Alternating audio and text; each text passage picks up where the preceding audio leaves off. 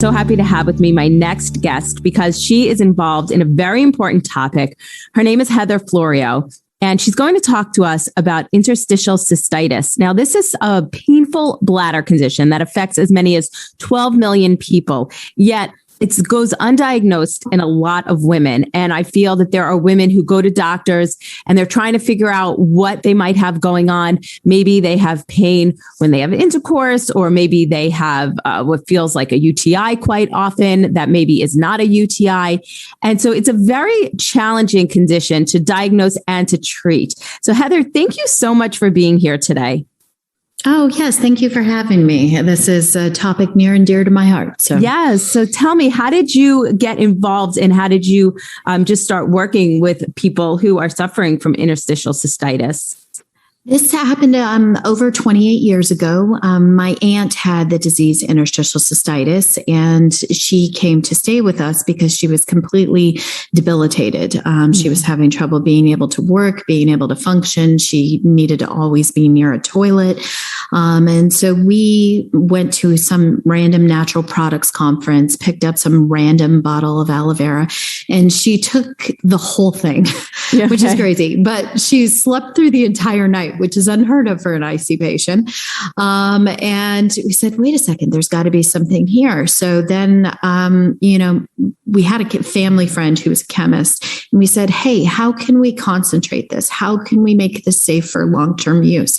How can we maximize the nutrient content? And so we developed the formulation of our super strength aloe vera capsules that we still use today. We use that same aloe vera in all of our products. So what is it about the aloe vera that helps with interstitial cystitis? It's actually really interesting. Everything right now is based on theories, but aloe is made up of glycosaminoglycans, and in the epithelial, the urothelial cells, the lining of the bladder is missing most often in an IC patient because they're not able to regenerate new bladder cells. So essentially, they're constantly raw, and their bladder is completely raw, exposed to whatever goes through there, whatever you drink, whatever, anything that passes through there. So you're thinking anything acidic is going to burn. And so with Desert Harvest aloe vera capsules in our double-blind placebo-controlled study, we had an 87.5% response rate of some or complete relief of all IC symptoms. So this is burning, frequency, pain with just taking our capsules. And so the theory is that because aloe is made up of glycosaminoglycans, the gag layer in the bladder, that it's coating the bladder and acting as a protectant as well as being an anti-inflammatory and analgesic at the same time. And our unique high concentration, we are all about maximizing those nutrient content. So we grow it in volcanic soil because it increases nutrient content. We harvest and start processing the leaves within 20 minutes of harvest because within 6 hours, all of the nutrients in an aloe vera leaf are completely dead. So if you've ever seen an aloe leaf in the grocery store, or you cut one off a plant at home and just set it to the side and say, I'll reuse this later, there is no nutrients within 6 hours of that plant being cut off of the leaf being cut off the plant. And so we are very much about maximizing that nutrients in any way possible. And then we filter out the anthraquinones, which are latex chemicals naturally in aloe vera. And so these have proven to be an irritant to the colon. So long-term, they've been proven to be carcinogenic. They've been proven to cause liver damage, kidney damage. And these are in most aloe veras that are on the market because they're not meant to be long-term products. So this is what you typically see on the store shelf. And that is because those are specific for things like digestive aids, different things like that. They're meant to be short-term use burst things. Whereas what we're doing is in long-term and in high doses. Got it. And so why people who have IC, which is interstitial cystitis, a lot of them don't even know that they have it. How come it flies so under the radar? Because especially for women, so it's about 80% women, about 20% men. And men, a lot of the times they get diagnosed with non-bacterial prostatitis. And women, we have so much going on down there. So is it coming from my uterus? Is it coming from my ovaries? Do I have endometriosis? What? And so that is where interstitial cystitis, because there's not a clear biomarker to say, let me take this urine test and, oh, you have IC, or let me do the cystoscopy. And the only clear line when they do a cystoscopy looking inside your bladder is that if they see the lesions, and because there is ulcerative and non-ulcerative IC, and the ulcerative version, they can just go right in the bladder and see that. But the non-ulcerative version is a little bit more trickier to know for sure if that is definitely IC or if you're experiencing pain from another area in your pelvic region. And so really interstitial cystitis becomes a diagnosis of exclusion, where we exclude out everything else. And then we say, well, it must be IC. Right. Because I know personally, a lot of times I'll feel very inflamed, where just the urgency after intercourse. And then, I'll do a UTI test and it'll always come back with very, very low levels of bacteria. And then it's always, does she need antibiotics? Does she not? Does she have a UTI? Does she not?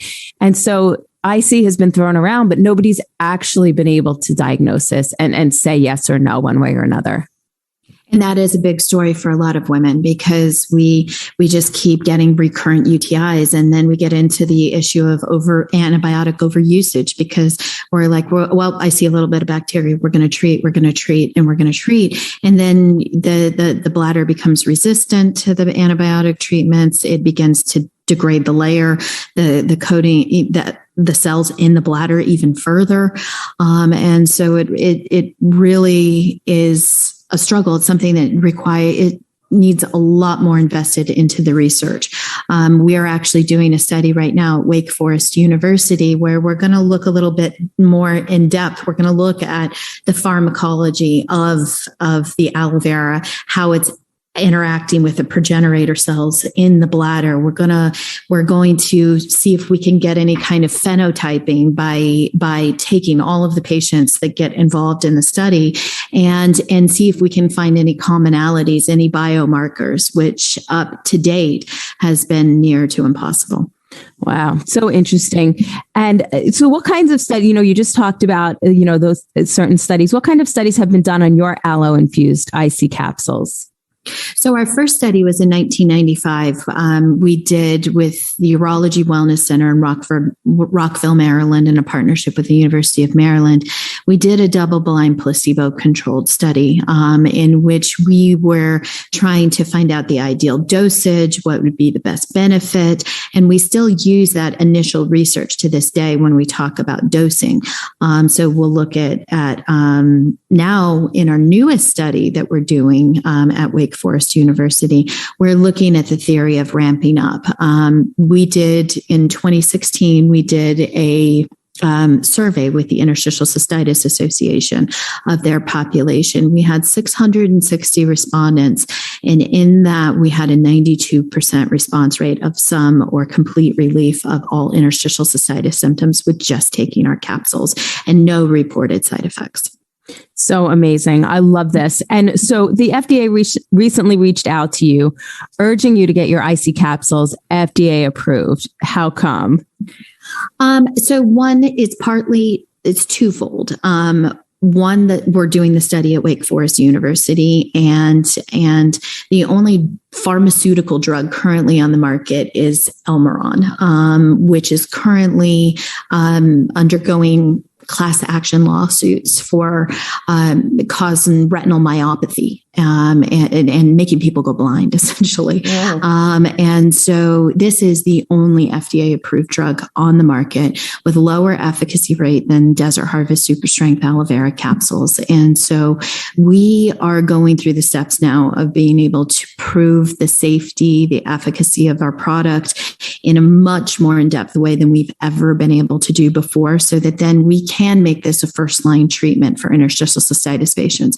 Right now we're a supplement, so not every doctor is going to go out there and make this the first-line option on their treatment list. And so we want to become that. So by becoming that drug, we can become that alternative. And right now, doctors need options. They need something to be able to offer these patients that come to them that are in extreme pain. And we want to be that clear alternative and that clear choice that they go to.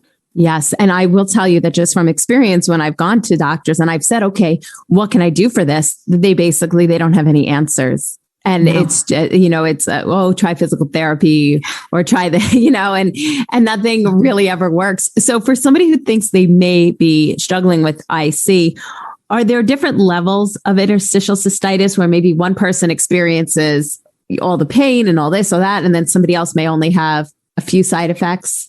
Yes, we have seen the gambit over the past 28 years. It seems like no two interstitial cystitis patients are the same, which goes into what makes diagnosing and treatment so hard is, someone, it might have extreme symptoms. They might just have the frequency. They might have the pain. There is theories that potentially right now, the only two medical clinically proven subtypes that exist for interstitial cystitis are ulcerative and non-ulcerative. But there have been theories thrown around that there's more nerve centric, that there's different types of phenotypes out there that will lead to different types of subtyping that will help better with treatment and with diagnosis. But we need more money for research. We need the ability to make this something that's important to our community, because we have interstitial cystitis estimates between 8 to 12 million men and women in the United States alone have this and are living with this and may not even know that they have it. Right. And when you say men and women, it's not something that is transmitted, correct? No, it is not. It is theorized. It has not been typically actually termed an autoimmune disorder at this point, but it is considered autoimmune related. And so if they can figure out the root causes, the question of whether it becomes an immune disorder or where our own immune system is attacking the bladder is part of the ongoing research at the MAP project that is the exclusive one doing the IC research at this moment. Got it. And so where can people go who want to get a hold of your aloe supplements from Desert Harvest? Where can they go?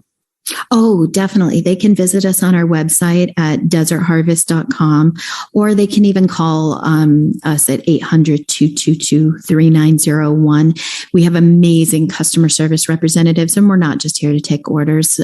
All of us are trained to be able to answer and provide that resource and that information that people are looking for. I love it. Okay, so we have about a minute left. What's next for Desert Harvest? What's next for you?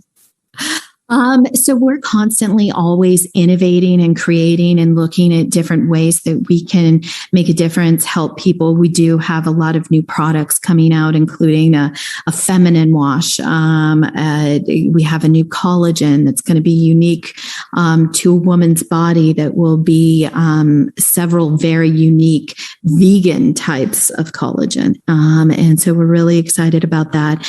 And we do have, we're going into the device world for pelvic health. And so we're going to be introducing a new product sometime next year that we're really excited about and will be a game changer for pelvic health.